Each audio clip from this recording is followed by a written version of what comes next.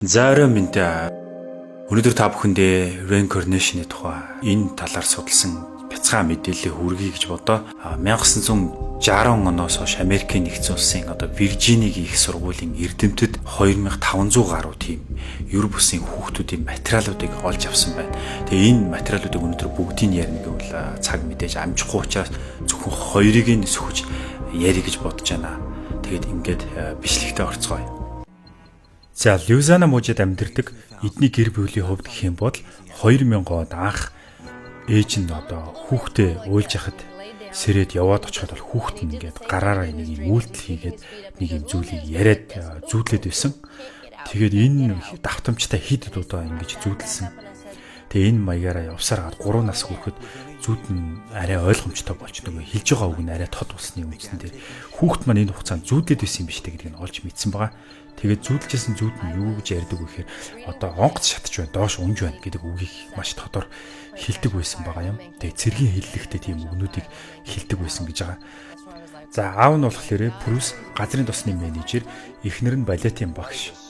Хүүхэд нь бол одоо нэг энэ бичлэг дээр харагдаж байгаагаар бол 14 настай гэж байгаа. Тэгэхээр одоо бол 98 он төрсөн хүүхэд тэгэхээр ойлгож байгаа 26 настай хүүхэд болж таарж байгаа.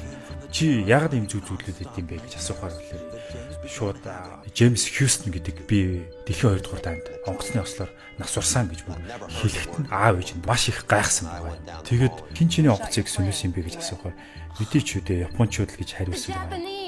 Аав нь энэ бүхэн маш сонирхолтой санагдсан учраас тэр интернет ухаад энэ талаар мэдээллүүдийг хайж ирсэн. Хөлгөж нэр ямар нэртэй байсан бэ гэхэд Натума гэж шууд ямар ч гацалтгүй хариулсан байгаа хүүхэд нь. За энэ талаар аавынхаа олж авсан мэдээлэл нь юу байсан бэ гэхээр Яважима арлын ойролцоо бол Джеймс 3-ын онгоц сүнсэн болох нь тодорхой байсан. За Яважима арал гэдэг нь болохоор Филиппиний тэнгис, Японы урд хэсэгт байрлах жижиг арал гэдэг. За энэ арлын ойролцоо бол онгоц нь сүнсэн. Энэ ямар очтой зураг вүлээ? Наа чи миний нэг даалгавар байсан л да. Тохиолдлоор тэр ч юм уу өмнөх амьдралдаа тэрээр Джеймс гэдэг нэрийг зөвж өгсөн бол одоо ч гэсэн мөн адилхан Джеймс гэдэг нэртэй байгаа нь бас сонирхолтой. Багасаал тэрээр онгоцонд маш их сонирхолтой. Онгоцны мэдлэг, онгоцны талаар мэргэжлүүдийг маш сайн мэддэг байсан. Гайхал төрүүлж исэн. Тэгээд энэ төрлийн өмнөх амьдралын энэ төрлийн судлалын салбарын эрдэмтэд бол энэ Джеймс Ленингерийг бол нэлээд нарийн детальтаас сандаг хүүхдүүдийн нэг гэж үздэг.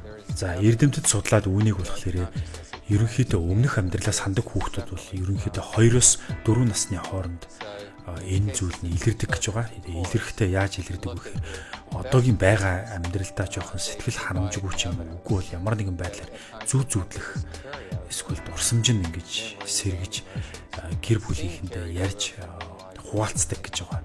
За дараачийн баримт нь болохоор Кейт гэдэг хүүхдийн талаар баримт байна. Кейт 2004 оны 12 сарын 8-нд төрсэн хүүхэд байна. Тэдний гэр бүлийн тодорхойлж байгаагаар бол Кейт гэдэг хүүхэд маш багасаа л маш сонин өвөрмөц хүүхэд байсан гэж байгаа. Тэрээр хүн болгоныг хараад чи хин бэ? Чи манай юу юм бэ гэдэг ч юм уу тийм сониуч асуултуудыг маш ихээр асуудаг. Тэгээд мөн эрт хөлд орсон маш хурдан ярьж эхэлсэн. Тэгээ 2 настай байхасаа эхлээд бүр том хүн шиг сонин зүйл ярьдаг. Шүн ингээд зүүдэлдэг.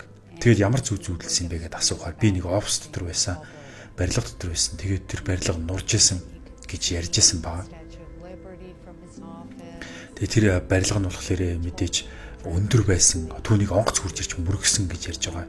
Энэ нь бол эцэг их нь 2001 оны 9 сарын 11-нд болсон том хар өдрийн нэг. Тэгээ энэ өдрийг ярьж байгаа гэдгийг нь олж мэдсэн байгаа юм. Тэгээд одоо хүүхэд нь яадаг вэ гэхээр машиндаа сууж яваад ч юм уу эсвэл өндөр байшингийн хажуугаар явахдаа хүүхэд нь би өндөр байшингаас айж ийн, өндөр байшингаас холуур яваараа гэх мэтчлэн тийм үг маш ихээр хэлдэг. I would not like to go in that tall building. No.